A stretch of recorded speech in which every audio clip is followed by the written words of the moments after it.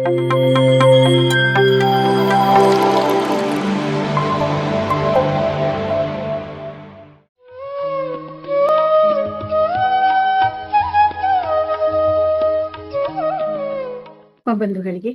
ಆತ್ಮಪೂರ್ವಕ ಪ್ರಣಾಮಗಳು. ಮೊದಲಿಗೆ ನಮ್ಮ ನಿಮ್ಮೆಲ್ಲರ ಪ್ರೀತಿಯ ಗುರುಗಳಾದಂತಹ ಬ್ರಹ್ಮರ್ಷಿ ಪಿತಾಮಹ ಶ್ರೀ ಸುಭಾಷ್ ಪತ್ರಿಜಿಯವರಿಗೆ ಮತ್ತು ಗುರುಮಾತೆ ಸ್ವರ್ಣಮಾಲಾ ಪತ್ರಿಯಮ್ಮನವರಿಗೆ ಅನಂತಾನಂತ ಆತ್ಮಪೂರ್ವಕ ಪ್ರಣಾಮಗಳನ್ನು ಅರ್ಪಿಸುತ್ತಾ ಈ ದಿನದ ಈ ಕಾರ್ಯಕ್ರಮವನ್ನು ಪ್ರಾರಂಭ ಮಾಡೋಣ ಮಾಸ್ಟರ್. PMC ಕನ್ನಡ ಇದರ ವೇದಿಕೆ ಒಂದು ಅದ್ಭುತವಾಗಿರ್ತಕ್ಕಂಥದ್ದಾಗಿದೆ. ಈ ವೇದಿಕೆಯಲ್ಲಿ ನಿರಂತರವಾಗಿ ಅನೇಕ ಕಾರ್ಯಕ್ರಮಗಳು ನಡೀತಾನೆ ಬರ್ತಾ ಇದೆ.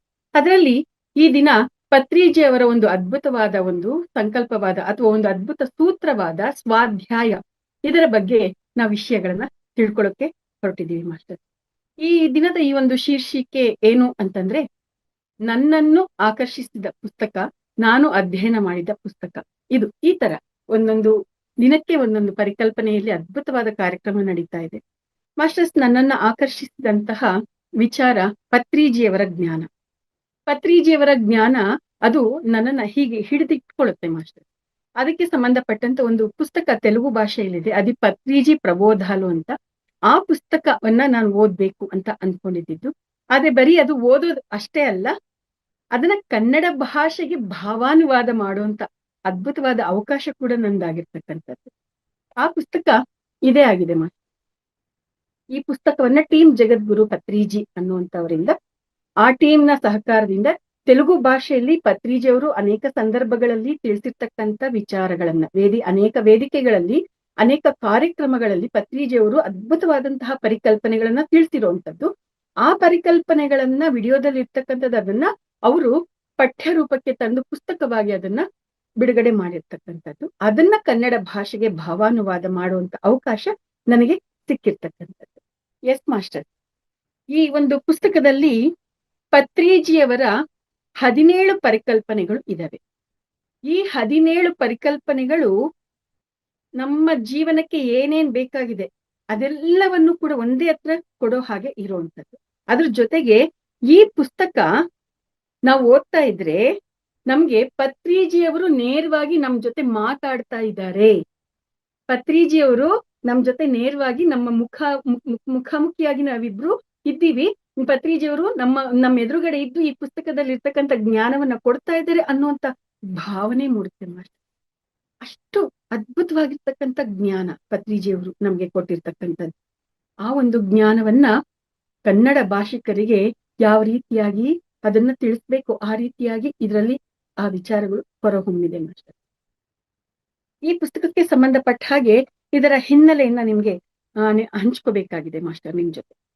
ಏನು ಅಂತಂದ್ರೆ, ಈ ಪುಸ್ತಕವನ್ನ ಕರ್ನಾಟಕ ಮಹಿಳಾ ಧ್ಯಾನ ಮಹಾಚಕ್ರ ಕೂಡಲ ಸಂಗಮ ಇಲ್ಲಿ ಆ ಒಂದು ಕಾರ್ಯಕ್ರಮದ ವೇದಿಕೆಯಲ್ಲಿ ತೆಲುಗು ಭಾಷೆಯಲ್ಲಿ ಇರ್ತಕ್ಕಂಥ ಪುಸ್ತಕವನ್ನ ನೀವು ಕನ್ನಡ ಭಾಷೆಗೆ ಅನುವಾದ ಮಾಡಿ ಅಂತ ಅಂದ್ಬಿಟ್ಟು ಅಸ್ತೂರಿ ಅವರು, ಅಂದ್ರೆ ನರೇಂದ್ರ ಅಸ್ತೂರಿ ಅವರು ನನಗೆ ಕೊಟ್ರು ಮಾಸ್ಟರ್ ವೇದಿಕೆಯಲ್ಲಿ.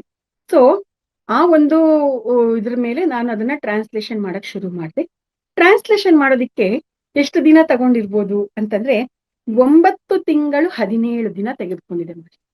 ಅಷ್ಟು ಸುದೀರ್ಘವಾದ ಸಮಯದಲ್ಲಿ ಈ ಪುಸ್ತಕದ ಟ್ರಾನ್ಸ್ಲೇಷನ್ ಅನ್ನುವಂಥದ್ದು ನಡೀತು. ನಾನ್ ಟ್ರಾನ್ಸ್ಲೇಷನ್ ಮಾಡಿದಾಗ ಸಾಮಾನ್ಯವಾಗಿ ಕೆಲವು ಪುಸ್ತಕಗಳು ತುಂಬಾ ಸಮಯ ತೆಗೆದುಕೊಂಡಿರೋದುಂಟು, ಕೆಲವು ಬೇಗನೂ ಆಗಿರೋದುಂಟು. ತುಂಬಾ ತಡವಾಗಿ ಆಗಿರ್ತಕ್ಕಂಥ ಪುಸ್ತಕಗಳು ಯಾಕಷ್ಟು ಸಮಯ ತೆಗೆದುಕೊಳ್ಳುತ್ತೆ ಅಂದ್ರೆ, ಅದರಲ್ಲಿ ಎಂಥ ಶಕ್ತಿ ಇರುತ್ತೆ ಅಂದ್ರೆ, ಅದರಲ್ಲಿ ಇರ್ತಕ್ಕಂಥ ಒಂದೊಂದು ಪದ, ಒಂದೊಂದು ವಾಕ್ಯ ಅಥವಾ ಒಂದೊಂದು ಪರಿಕಲ್ಪನೆ ಅದು ನನ್ನ ಆತ್ಮವನ್ನ ಹಿಂಗೆ ತಟ್ಟುತ್ತೆ ಮಾಸ್ಟರ್. ಹಿಂಗ್ ತಟ್ಟುತ್ತೆ, ಚುಚ್ಚುತ್ತೆ. ಅದು ನನ್ನ ಸಿನಿಮಾವನ್ನ ನನಗೆ ತೋರಿಸುತ್ತೆ, ನನ್ನ ಸ್ಥಿತಿಗತಿಯನ್ನ ಅದು ನನಗೆ ತೋರಿಸ್ತಾ ಇದ್ದಾಗ ಆ ಪದಗಳು ಏನಿದೆ ಅಥವಾ ಪರಿಕಲ್ಪನೆಗಳು ಏನಿದೆ ಅದನ್ನ ಹಿಡ್ಕೊಂಡು ನಾನು ಆಳಕ್ಕೆ ಹೋಗುವಂಥದ್ದು, ನನ್ನನ್ನ ನಾನು ವಿಶ್ಲೇಷಣೆ ಮಾಡ್ಕೊಳ್ಳುವಂಥದ್ದು, ನನ್ನಲ್ಲಿ ಸರಿ ಹೋಗ್ಬೇಕಾಗಿರುವಂಥದ್ದು ವಿಚಾರಗಳು ಏನಿದೆ, ನನ್ನಲ್ಲಿ ಏನೇನ್ ಕಸ ಇದೆ, ನಾನು ಯಾವ್ಯಾವ್ದನ್ನ ಸ್ವಚ್ಛ ಮಾಡ್ಕೋಬೇಕು, ಯಾವ್ಯಾವ್ದಿಂದ ಹೊರಗೆ ಬರ್ಬೇಕಾಗಿದೆ, ಯಾವ್ಯಾವ್ದನ್ನ ನಾನು ಅಪ್ಲಿಫ್ಟ್ ಆಗ್ಬೇಕಾಗಿದೆ, ಇಂಥದ್ದೆಲ್ಲ ಕೂಡ ಸಿನಿಮಾ ನನ್ನ ಮುಂದೆ ಬರ್ತಾ ಇದ್ದಾಗ ಆ ಒಂದೊಂದು ವಾಕ್ಯ, ಒಂದೊಂದು ಪರಿಕಲ್ಪನೆ ಅದು ಸರಿಯಾಗಿ ನನಗೆ ಅಂತರ್ಗತವಾಗಿ ಅದು ನನ್ನಲ್ಲಿ ಇಳಿದಾಗ ಆಮೇಲಿಂದ ಮುಂದಕ್ಕೆ ಹೋಗ್ತಾ ಇದ್ದೀನಿ. ಆ ರೀತಿಯಾಗಿ ಈ ಪುಸ್ತಕ ನನ್ನ ಜೀವನದಲ್ಲಿ ಅದ್ಭುತವಾಗಿರ್ತಕ್ಕಂಥ ಪಾತ್ರವನ್ನ ನಿರ್ವಹಿಸಿರ್ತಕ್ಕಂಥದ್ದು. ನನಗೆ ಅರ್ಥ ಆಗಿರುವಂತದ್ದು ಏನು ಅಂತಂದ್ರೆ, ಈ ಪುಸ್ತಕವನ್ನ ಬಿಗಿನಿಂಗ್ ಅಲ್ಲಿ ಟ್ರಾನ್ಸ್ಲೇಷನ್ ಮಾಡ್ಬೇಕಾದ್ರೆ ತೆಲುಗು ಭಾಷೆಯಲ್ಲಿ ಹೇಗಿದೆಯೋ ಅದ್ರ ಪ್ರಕಾರ ಇದನ್ನ ಭಾವಾನುವಾದ ಮಾಡ್ಬೇಕಾಗತ್ತೆ ಅನ್ನುವಂಥದ್ದು ಕೆಲವೆಲ್ಲ ವಿಚಾರಗಳು ಸೂಚನೆಗಳು ನನಗಿದ್ದಾಗ ಅದೇ ಪ್ರಕಾರ ಮಾಡಿದಾಗ ನಾನು ಪತ್ರಿಜಿಯವರ ಜೊತೆ ನಾನು ತುಂಬಾ ಮಾತಾಡ್ತಾ ಇದ್ದೆ, ಅಂತರ್ಗತವಾಗಿ ಸಂಭಾಷಣೆಯನ್ನ ಮಾಡ್ತಾ ಇದ್ದೆ. ಸರ್, ಕನ್ನಡದ ಜಾಯಮಾನಕ್ಕೆ ತಕ್ಕ ಹಾಗೆ ಈ ಪುಸ್ತಕ ಬರ್ಬೇಕಾಗಿದೆ. ನೀವು ಮಾತಾಡುವಂತ ಶೈಲಿ ಏನಿದೆ, ನೀವು ಮಾತಾಡುವಂತ ರೀತಿ ನೀತಿ ಏನಿದೆ, ಅದು ಯಾರೆಲ್ಲ ನೋಡಿರ್ತಾರೆ, ನಿಮ್ಮ ವಿಚಾರಗಳಿಗೆ ಯಾರು ನೇರವಾಗಿ ಕನೆಕ್ಟ್ ಆಗಿರ್ತಾರೆ ಅವ್ರಿಗೆ ಇದ್ರಲ್ಲಿ ಇರ್ತಕ್ಕಂಥದ್ದು ಕನ್ನಡದಲ್ಲಿ ಏನ್ ಬಂದಿದೆ ಅದು ಹಾಗೆ ಹೇಳಿದ್ರೆ ಅವ್ರಿಗೆ ಅದು ಕನೆಕ್ಟ್ ಆಗುತ್ತೆ ಸರ್. ಆದ್ರೆ ಹಿಂದೂ ಮುಂದೆ ನಿಮ್ ಬಗ್ಗೆ ಏನು ಗೊತ್ತಿಲ್ಲ, ಧ್ಯಾನದ ಬಗ್ಗೆ ಗೊತ್ತಿಲ್ಲ, PSSM ಬಗ್ಗೆ ಗೊತ್ತಿಲ್ಲ.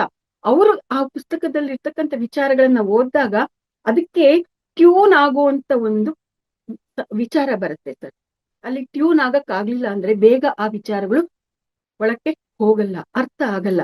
ಯಾಕೆ ಈ ರೀತಿಯಾಗಿ ನನಗೆ ಕಟ್ ಹಾಕಿದ್ದೀರಿ? ನೀವು ಹೇಳಿರ್ತಕ್ಕಂಥ ವಿಚಾರಗಳನ್ನ ಕನ್ನಡದ ಜಾಯಮಾನಕ್ಕೆ ತಕ್ಕ ಹಾಗೆ ಅದನ್ನ ಹೊರಹೊಮ್ಮಿಸ್ಬೇಕಾಗಿರೋದಲ್ವಾ ಅಂತ ಈ ರೀತಿಯಾಗಿ ಬೇರೆ ಬೇರೆ ವಿಚಾರಗಳನ್ನ ನಾನು ಅವ್ರ ಜೊತೆ ಮಾತಾಡ್ತಾ ಇದ್ದಾಗ ಒಂದು ದಿನ ರಾತ್ರಿ 1 ಗಂಟೆವರೆಗೂ ಟ್ರಾನ್ಸ್ಲೇಷನ್ ಮಾಡಿದ್ದೀನಿ ಮಾಸ್ಟರ್.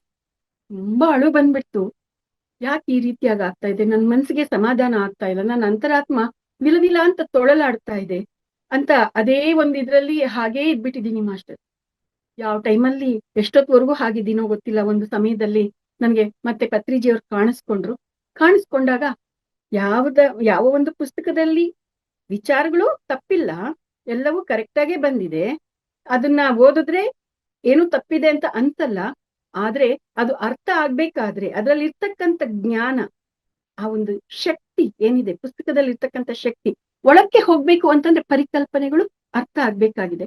ಅದೆಲ್ಲ ಹಾಗಿದ್ರು ಕೂಡ ಇನ್ನೂ ಸರಳವಾಗಿ ಕನ್ನಡದ ಜಾಯಮಾನಕ್ಕೆ ತಕ್ಕ ಹಾಗೆ ಮಾಡ್ಬೇಕು ಅಂತ ಇದೆಯಲ್ವಾ, ಸರಿ ಇದನ್ನ ಇಲ್ಲಿ ಪಕ್ಕಕ್ಕೆ ಹಾಕ್ಬಿಟ್ಟು ಇನ್ನೊಂದ್ಸತಿ ಟ್ರಾನ್ಸ್ಲೇಷನ್ ಮಾಡು.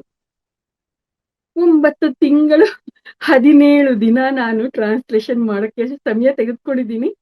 ಮತ್ತೊಂದ್ಸತಿ ನೀನ್ ಟ್ರಾನ್ಸ್ಲೇಷನ್ ಮಾಡು ಅಂತ ಹೇಳಿದ್ರೆ ನನ್ನ ಫೀಸ್ಗಳು ಎಗರೋಯ್ತು ಅಷ್ಟೇ. ಯಾಕೆ ಅಂತಂದ್ರೆ ನನ್ನ ಕೈಯಲ್ಲಿ ಇನ್ನೂ ತುಂಬಾ ಪುಸ್ತಕಗಳಿದೆ ಟ್ರಾನ್ಸ್ಲೇಷನ್ ಮಾಡ್ಬೇಕಾಗಿರೋದು. ಇದೇ ಪುಸ್ತಕವನ್ನ ನಾನು ಹಿಡ್ಕೊಂಡಿದ್ರೆ ಬೇರೆ ಪುಸ್ತಕಗಳನ್ನ ನಾನು ಯಾವಾಗ ಮಾಡ್ಬೇಕು? ಮತ್ತೆ ಪ್ರಶ್ನೆ ಕೇಳ್ದೆ.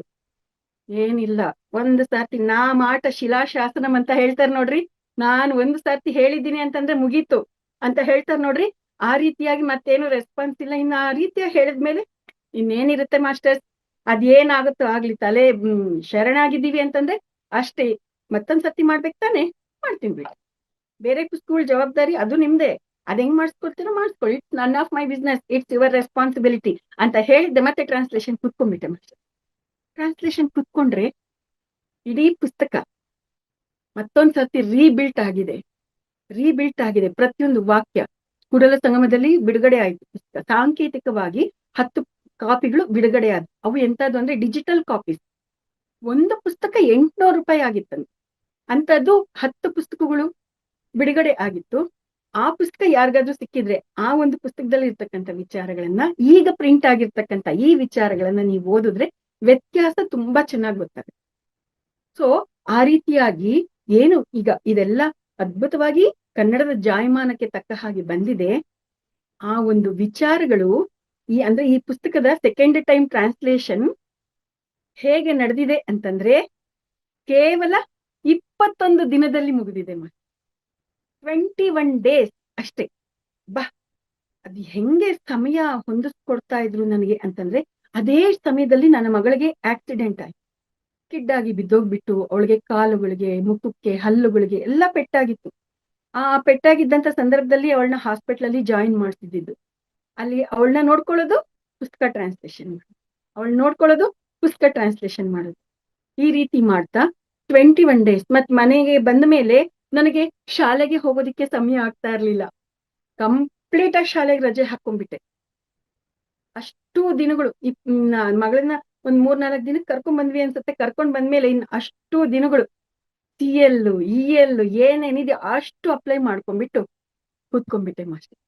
ಅಷ್ಟೇ 21 ಡೇಸ್ಗೆ ಕಂಪ್ಲೀಟ್ ಆಯ್ತು. ಅಂದ್ರೆ ಪಟ್ಟಾಗಿ ಕೂರ್ಸ್ಬಿಟ್ರು ನನಗೆ ಅನಿಸ್ತಾ ಇತ್ತು, ಇದೇನಿದು, ನನಗೇನಾದ್ರು ಹುಚ್ಚಿಡ್ದಂಗ ಆಗೋಗಿದ್ಯಾ, ನಾನೇನಾದ್ರು ಮೆಂಟ್ಲಾಗೋಗ್ತಾ ಇದ್ದೀನ? ಈ ಬುಕ್ ಹಿಡ್ಕೊಂಡು ಕೂತ್ಕೊಂಡ್ರೆ ಅಲ್ಲಿಗೆ ಕೆಳಗಡೆ ಮನೆಯವರು ಅಂದ್ರೆ ಒಂದು ಪಿರಮಿಡ್ ಅಲ್ಲಿ ಕೂತ್ಕೊಂಡು, ಓಶೋ ಪಿರಮಿಡ್ ಅಂತ ಇದೆ ಗೌರಿಬಿದ್ನೂರಲ್ಲಿ, ಆ ಓಶೋ ಪಿರಮಿಡ್ ಅಲ್ಲಿ ಕೂತ್ಕೊಂಡು ನಾನು ಕೆಲಸ ಮಾಡ್ತಾ ಇದ್ದಿದ್ದು ಟ್ರಾನ್ಸ್ಲೇಷನ್ದು. ಅವ್ರ ಕೆಳಗಡೆ ಮನೆಯವರು ಅಕ್ಕ ಅವರು ನನ್ಗೆ ಊಟ ತಂದು ಕೊಡ್ತಾ ಇದ್ರು, ಅಮ್ಮ ಊಟ ತಿನ್ಬಿಟ್ಟು ಕೆಲಸ ಮಾಡಮ್ಮ ನೀನು ಅಂತ. ಊಟ ಕೂಡ ತಿನ್ನಕ್ಕೆ ಮನ್ಸ್ ಬರ್ತಾ ಇರ್ಲಿಲ್ಲ ಮಾಸ್ಟರ್, ಹಶ್ವೇ ಆಗ್ತಾ ಇರ್ಲಿಲ್ಲ, ಊಟ ಕೂಡ ತಿನ್ನಕ್ ಆಗ್ತಾ ಇರ್ಲಿಲ್ಲ. ಆದ್ರೆ ವಿಧಿ ಇಲ್ದೆ ಒಂಚೂರು ತಿನ್ಬೇಕಲ್ಲ, ಅವ್ರಿಗೆ ಎಷ್ಟು ಪ್ರೀತಿಯಿಂದ ತಂದು ಕೊಟ್ಟಿದ್ದಾರೆ, ಅದಕ್ಕೆ ಗೌರವ ಕೊಡ್ಬೇಕು ಅನ್ನಪೂರ್ಣೇಶ್ವರಿಗೆ. ಸೊ ಒಂಚೂರು ತಿನ್ಬಿಟ್ಟು ಮತ್ತೆ ಕೂತ್ಕೊಳ್ತಾ ಇದ್ದಿದ್ದು. ಆದ್ರೆ ಪೂರ್ತಿಯಾಗಿ ತಿನ್ನಕ್ ಆಗ್ತಾ ಇರ್ಲಿಲ್ಲ. ಹಂಗಿದ್ರೂನು ಅಕ್ಕ ಅವ್ರು ಕೇಳ್ತಾ ಇದ್ರು ಇದನ್ ಕೂಡ ಬಿಟ್ಬಿಟ್ಟಿದ್ಯಲ್ಲ ಅಂತ. ಬಟ್ ಅವ್ರಿಗೆ ಹೇಳ್ದೆ, ಸರಿ ಆಯ್ತಮ್ಮ ಪರವಾಗಿಲ್ಲ ಅಂತ ಅವರು ಸಮಾಧಾನ ಕೂಡ ಮಾಡ್ಕೊಳ್ತಾ ಇದ್ರು. ಈ ರೀತಿಯಾಗಿ ಅಲ್ಲಿ ಆ ಪಿರಮಿಡ್ ಅಲ್ಲಿ ಕೂತ್ಕೊಂಡು ನಾನು ಕಂಪ್ಲೀಟ್ ಆಗಿ 21 ಡೇಸ್ ಅಲ್ಲಿ ಇದನ್ನ ಮುಗಿಸೋ ಹಾಗೆ ಮಾಡಿದ್ರು ಮಾಸ್ಟರ್. 21 ಡೇಸ್ ಅಲ್ಲಿ ಮುಗೀತು. ಮುಗಿದ್ಮೇಲೆ ಇದು ಪ್ರಿಂಟ್ ಆಗ್ಬೇಕು ಅಂತಂದ್ರೆ ಬೇರೆ ಬೇರೆ ಕಾರಣಗಳು ಅದೆಲ್ಲ ಬೇಡ, ಏನ್ ಕಾರಣಗಳು ಅನ್ನೋದು ಬೇಡ. ಈ ಬುಕ್ ಪ್ರಿಂಟ್ ಆಗ್ಲಿಲ್ಲ ಮಾಸ್ಟರ್. ಸರಿ, ಪ್ರಿಂಟ್ ಆಗ್ಲಿಲ್ವಲ್ಲ, ಪ್ರಿಂಟ್ ಮಾಡ್ಬೇಕಾಗಿರೋರು ಈ ಒಂದು ಪುಸ್ತಕದ ವಿಚಾರದಿಂದ ಒಂದ್ ಸ್ವಲ್ಪ ಹಿಂದಕ್ಕೆ ಸರಿಯೋ ಹಾಗೆ ಪರಿಸ್ಥಿತಿಗಳು ಬಂತು. ಅದು ಯಾಕೆ ಆ ರೀತಿಯಾಗಿ ಆಯ್ತು ಅನ್ನೋದು ನನಗ್ ಬೇಕಾಗಿಲ್ಲ. ಆದ್ರೆ ಈ ಪುಸ್ತಕ ಪ್ರಿಂಟ್ ಆಗ್ಲಿಲ್ಲ. ಒಟ್ನಲ್ಲಿ ಇದ್ರ ಪಾಡಿಗಿದು ಇದೆ, ನಾನೇ ದುಡ್ಡು ಹಾಕಿ ಪ್ರಿಂಟ್ ಮಾಡ್ಸೋಣ ಅಂತಂದ್ರೆ ನನಗೆ ಅವಕಾಶ ಇಲ್ಲ. ನನ್ನ ಕುಟುಂಬದಲ್ಲಿ ಇರ್ತಕ್ಕಂತ ಆದಾಯ ಏನಿದೆ ಅದು ನನ್ನ ಮಕ್ಕಳ ಉನ್ನತ ವ್ಯಾಸಂಗಕ್ಕೆ ಮತ್ತೆ ನನ್ನ ಕುಟುಂಬದ ನಿರ್ವಹಣೆಗೆ ಇದು ಏನೆಲ್ಲ ಇದೆ ಇಷ್ಟಕ್ಕೆ ಕರೆಕ್ಟ್ ಆಗಿ ಆಗುವಷ್ಟು ಮಾತ್ರ ಇದೆ. ನಾನು ಇದನ್ನ ಮಾಡಿಸ್ಬೇಕು ಅಂತಂದ್ರೆ ಮತ್ತೆ ನಾನು ಬೇರೆಯವ್ರ ಹತ್ರ ಕೇಳೋದು, ಯಜಮಾನ್ರ ಹತ್ರ ಕೇಳೋದು, ಇದು ಇಟ್ಸ್ ನಾಟ್ ಸೋ ಈಸಿ. ನಾನು ಆ ಆಂಗಲ್ ಅಲ್ಲಿ ರಿಸ್ಕ್ ತಗೊಂಡು ತುಂಬಾ ನಾನು ಸಫರ್ ಆಗಿರುವಂತದ್ದಿದೆ. ಹಾಗಾಗಿ ನನಗೆ ಧೈರ್ಯ ಬರ್ಲಿಲ್ಲ. ನಾನು ಸುಮ್ಮನಾಗ್ಬಿಟ್ಟೆ, ಇದು ನನ್ನ ಸೀನ್ ಅಲ್ಲ ಸರ್, ಪ್ರಿಂಟ್ ಮಾಡ್ಸೋದು ನಿಮ್ ಇಷ್ಟ. ಈ ಪುಸ್ತಕನ ಟ್ರಾನ್ಸ್ಲೇಷನ್ ಮಾಡ್ಬೇಕಾದ್ರೆ ಇದನ್ನ ಪ್ರಿಂಟ್ ಕೊಡ್ಬೇಕು ಅನ್ನುವಂತ ವಿಷಯ ಬಂದಾಗ ನಾನು ಎಷ್ಟೆಷ್ಟೋ ಕಲ್ತಿದ್ದೀನಿ, ನನ್ನನ್ನ ನಾನು ಎಷ್ಟೆಷ್ಟೋ ಸರಿಪಡಿಸ್ಕೊಳ್ಬೇಕಾಗಿದೆ ಅನ್ನೋದು ಅರ್ಥ ಮಾಡ್ಕೊಂಡಿದ್ದೀನಿ. ನನ್ನನ್ನ ನಾನು ಸ್ವಚ್ಛ ಮಾಡ್ಕೊಳ್ಳುವಂಥದ್ದು ಕೂಡ ನಡೆದಿದೆ. ನನ್ ಪಾರ್ಟ್ ಆಫ್ ಡ್ಯೂಟಿ ನಂದಾಗೋಗಿದೆ. ನಾನು ತುಂಬಾ ಕಲ್ತಿದ್ದೀನಿ. ಈ ಪುಸ್ತಕದ ಟ್ರಾನ್ಸ್ಲೇಷನ್ ಅಲ್ಲಿ ಅಪಾರವಾದ ಜ್ಞಾನವನ್ನ ಪಡ್ಕೊಂಡಿದ್ದೀನಿ. ನನ್ಗೆ ಅಷ್ಟು ಸಾಕು ಸರ್, ನನಗ್ ಬೇಕಾಗಿರೋದೇ. ಇನ್ನ ಈ ಪುಸ್ತಕದಲ್ಲಿ ಇರ್ತಕ್ಕಂಥ ಜ್ಞಾನ ಎಲ್ಲಾರ್ಗೂ ಸಿಗೋ ಹಾಗೆ ಮಾಡುವಂತ ಜವಾಬ್ದಾರಿ ನಿಮ್ದು. ಬೇಕಾಗಿದ್ರೆ ಮಾಡ್ಕೊಳ್ಳಿ, ಬೇಡದಿದ್ರೆ ಬಿಟ್ಟಾಕಿ, ಹಿಂಗ್ ಹೇಳ್ಬಿಟ್ಟು ನಾನು ಸುಮ್ನಾಗ್ಬಿಟ್ಟೆ ಮಾಸ್ಟರ್. ಮತ್ತೆ ಇನ್ನ ಗೌರಿಬಿದನೂರಲ್ಲಿ ಒಂದು ಕಾರ್ಯಕ್ರಮ ನಡೀತು. ಬೇರೆ ಬೇರೆ ಕಡೆಯಿಂದ ಮಾಸ್ಟರ್ಸ್ ಬರುವಂತದ್ದು ಅವಕಾಶ ಆಗಿತ್ತು. ಅಲ್ಲಿಗೆ ಬರುವಂತ ಮಾಸ್ಟರ್ಸ್ ಸಾಮಾನ್ಯವಾಗಿ ನಮ್ಮ ಧ್ಯಾನ ಕೇಂದ್ರಕ್ಕೂ ಬರ್ತಾರೆ ಅನ್ನೋದು ನನಗೆ ಗೊತ್ತಿರುವಂತದ್ದು. ಹಾಗಾಗಿ ನಾನು ಪುಸ್ತಕಗಳನ್ನ ರೂಮಲ್ಲಿ ಹೆಂಗಂದಂಗೆ ಅಲ್ಲಲ್ಲಿ ಇಟ್ಬಿಟ್ಟಿದೆ ಮಾಸ್ಟರ್. ಸೊ ಅದನ್ನೆಲ್ಲ ಒಂದ್ ಹತ್ರ ನೀಟಾಗಿ ಜೋಡಿಸೋಣ ಅಂತ ಅಂದ್ಬಿಟ್ಟು ಎತ್ತಿಡ್ಬೇಕಾದ್ರೆ ಈ ಪುಸ್ತಕಕ್ಕೆ ಸಂಬಂಧಪಟ್ಟಂಗೆ ಬ್ಯಾಕ್ ಎಂಡ್ ಅಲ್ಲಿ ನಾನು ರಫ್ ವರ್ಕ್ ಮಾಡಿದ್ನಲ್ಲ ಅದೆಲ್ಲ ಅಲ್ಲಲ್ಲಿ ಇತ್ತಲ್ವಾ, ಅದನ್ನೆಲ್ಲ ತಗೊಂಡು ಒಂದು ಕವರ್ ಹಾಕಿ ಅಟ್ಟದ ಮೇಲೆ ಬಿಸಾಕ್ಬಿಟ್ಟೆ ಮಾಸ್ಟರ್. ಆ ಬಿಸಾಕೋಕ್ ಮೊದ್ಲು ಒಂದ್ ಮಾತು ಹೇಳಿದೆ, ಈ ಪುಸ್ತಕದ್ದು ಋಣ ಹರಿತು ಅನ್ಸುತ್ತೆ, ಇನ್ನು ಇದನ್ನ ಎಲ್ಲ ಹಿಂಗ್ ಹರಡ್ಕೊಂಡಿರೋದು ಬೇಕಾಗಿಲ್ಲ. ಇನ್ನ ನಾನು ಇದನ್ನ ನನ್ ಡ್ಯೂಟಿ ಮುಗೀತು, ನಿಮ್ ಡ್ಯೂಟಿ ಬೇಕಾಗಿದ್ರೆ ಮಾಡಿಸ್ಕೊಳ್ರಿ, ಇಲ್ಲಾಂದ್ರೆ ಬಿಟ್ಟಾಕ್ರಿ ಅಂತ ಅಂದ್ಬಿಟ್ಟು ಅದನ್ನ ಕವರಲ್ಲಿ ಹಾಕಿ ಕಟ್ಬಿಟ್ಟು ಅಟ್ಟದ ಮೇಲೆ ಹಾಕ್ಬಿಟ್ಟು.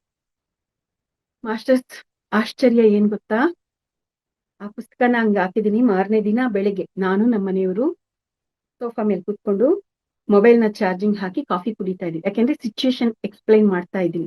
ಯಾಕೆ ಅಂತಂದ್ರೆ ಅದ್ ಅವಶ್ಯಕತೆ ಇದೆ. ಸೊ ಆ ರೀತಿಯ ಕಾಫಿ ಕುಡಿತಾ ಇದ್ವಿ. ಒಂದ್ ಫೋನ್ ಬಂತು. ನಮ್ಮ ಮನೆಯವ್ರು ಚಾರ್ಜಿಂಗ್ ಹಾಕಿದ್ ಮೊಬೈಲ್ ನ ನನ್ ಕೈ ಕೊಟ್ರು, ಲೌಡ್ ಸ್ಪೀಕರ್ ಆನ್ ಮಾಡಿ ಕೊಟ್ರು. ನಾನು ಪಕ್ಕದಲ್ಲೇ ಇಟ್ಬಿಟ್ಟು ಹಲೋ ಅಂತಂದ್ರೆ ಒಬ್ರು ಮೇಡಮ್ ಮಾತಾಡಿದ್ರು. ಮೇಡಮ್, ನೀವು PCS ಅಲ್ಲಿ ಈ ಪತ್ರಿಜಿ ಪ್ರಬೋಧನೆಗಳು ಕ್ಲಾಸ್ ಮಾಡಿದ್ರಲ್ವಾ, ಅದು ತುಂಬಾ ಚೆನ್ನಾಗಿತ್ತು ಮೇಡಮ್. ಒಂದು 50 ಬುಕ್ಸ್ ನನ್ ಕಳಿಸ್ಕೊಡಿ, ಅಮೌಂಟ್ ಎಷ್ಟು ಅಂತ ಹೇಳಿ ನಾನು ಫೋನ್ ಪೇ ಮಾಡ್ತೀನಿ ಅಂತ ಹೇಳಿದ್ರು. ನಂಗ್ ನಗು ಬಂದ್ಬಿಡ್ತು. 50 ಪುಸ್ತಕನ ಮೇಡಮ್, ಅದು ಪ್ರಿಂಟ್ ಆಗಿಲ್ಲ ಮೇಡಮ್ ಅಂತಂದೆ. ಅವ್ರು ಏನಂದ್ರು ಗೊತ್ತಾ, ಪ್ರಿಂಟ್ ಆಗ್ಲಿಲ್ಲ ಅಂತಂದ್ರೆ ನೀವು ನಾನ್ ನಿಮ್ಗೆ ಸ್ವಲ್ಪ ಡೊನೇಷನ್ ಕೊಡ್ತೀನಿ, ಬೇಗ ಪ್ರಿಂಟ್ ಮಾಡಿಸ್ಬಿಟ್ಟು ಕಳ್ಸ್ಕೊಡಿ ಮೇಡಮ್ ಅಂತಂದ್ರೆ. ಲಕ್ಷಗಳಲ್ಲಿ ಕೂಡಿರ್ತಕ್ಕಂಥ ವ್ಯವಹಾರ ಪುಸ್ತಕದ ಒಂದು ಮುದ್ರಣ ಮಾಡಿಸೋದು ಅಂತಂದ್ರೆ 500 ರೂಪಾಯೋ 1000 ರೂಪಾಯೋ ಕೊಟ್ಬಿಟ್ಟು ಪ್ರಿಂಟ್ ಮಾಡಿಸಿ ಅಂತಂದ್ರೆ ಇಟ್ಸ್ ನಾಟ್ ಸೋ ಈಸಿ. ಅದ್ ನಂಗೆ ಚೆನ್ನಾಗಿ ಅನುಭವ ಆಗ್ಬಿಟ್ಟಿದೆ. ಹಾಗಾಗಿ ನನ್ ಮನಸ್ಸಿನಲ್ಲೇ ನಗು ಬಂದ್ಬಿಡ್ತು. ನಕ್ಕೊಂಡು ಅವ್ರನ್ನ ಕೇಳ್ದೆ, ಮಾಮೂಲಿಯಾಗಿ ಕೇಳ್ದೆ, ಮೇಡಮ್ ನೀವು ಡೊನೇಷನ್ ಕೊಡ್ತೀನಿ ಅಂತ ಹೇಳ್ತಿದ್ದೀರಲ್ಲ, ನೀವು ಎಷ್ಟು ಕೊಡ್ಬೋದು ಮೇಡಮ್ ಡೊನೇಷನ್ ಅಂತಂದ್ರೆ. ಮಾಸ್ಟರ್ಸ್ ಆಕೆ ಏನ್ ಹೇಳಿರ್ಬೋದು, ಮಾಸ್ಟರ್ಸ್ 50,000 ಕೊಡ್ತೀನಿ ಮೇಡಮ್ ಅಂತಂದ್ರು. ನಾನು ನಮ್ಮ ಮನೆಯವ್ರು ಇಬ್ರು ಶಾಕ್ ಆಗ್ಬಿಟ್ವಿ. ಯಾಕೆ ಅಂತಂದ್ರೆ ಇವತ್ತಿನವರೆಗೂ ಆ ತರದ ಹೆಚ್ಚಿನ ಮೊತ್ತದಲ್ಲಿ ಇರ್ತಕ್ಕಂಥ ಹಣದ ವಿಚಾರನ ನಾವು ಫ್ರೀಯಾಗಿ ಬರುತ್ತೆ ಈ ತರ ಕೊಡ್ತೀವಿ ಅಂತ ಅದು ನಾನು ಇಸ್ಕೋಬೇಕಾಗತ್ತೆ ಅನ್ನೋಂಥದ್ದು ವಿಚಾರ ಇಲ್ಲ. ಆ ತರದ ಒಂದು ಆಂಗಲ್ ಅಲ್ಲಿ ನಾನು ಯಾವತ್ತೂ ಕೆಲಸ ಮಾಡಿಲ್ಲ. ಸಡನ್ ಆಗಿ 50,000 ಅಂತಂದ್ರೆ ನಮ್ಮ ಮನೆಯವರು ಶಾಕು, ನಾನು ಶಾಕ್.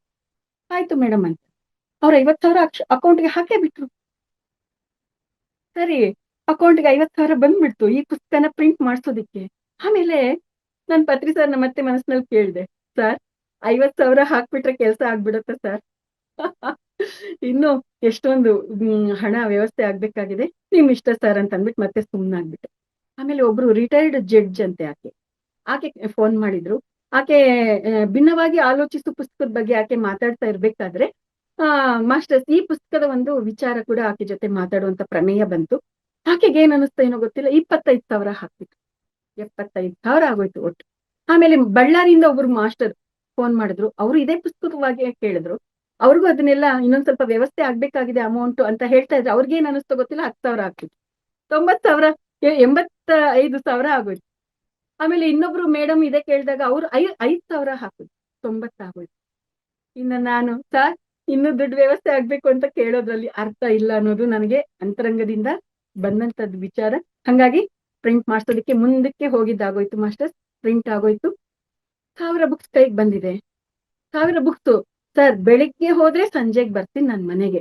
ಸಿಗೋದು 1.5 ದಿನ, ಶನಿವಾರ ಮಾರ್ನಿಂಗ್ ಕ್ಲಾಸ್ ಮುಗಿದ್ಮೇಲೆ ಅರ್ಧ ದಿನ, ಭಾನುವಾರ 1 ದಿನ. 1.5 ದಿನದಲ್ಲಿ ನನ್ ಟ್ರಾನ್ಸ್ಲೇಷನ್ ಮಾಡೋದಕ್ಕೇನೆ ಸಮಯ ಅದು ಸಾಕಾಗಲ್ಲ ಅಂತ ಅನ್ಸುತ್ತೆ. ಈ 1000 ಪುಸ್ತಕಗಳನ್ನ ನಾನು ಹೇಗೆ ಎಲ್ಲರಿಗೂ ಕೊಡೋದು ಸರ್ ಅಂತಂದ್ರೆ ಒಂದೇನ್ ಟ್ಯೂಷನ್ ಕೊಟ್ಟೆ. ಸಿನಿಮಾ ತೋರಿಸ್ತಾರೆ ಮಾಸ್ಟರ್ಸ್ ನನಗೆ, ಹಿಂಗಿಂಗ್ ಮಾಡು ಅಂತ.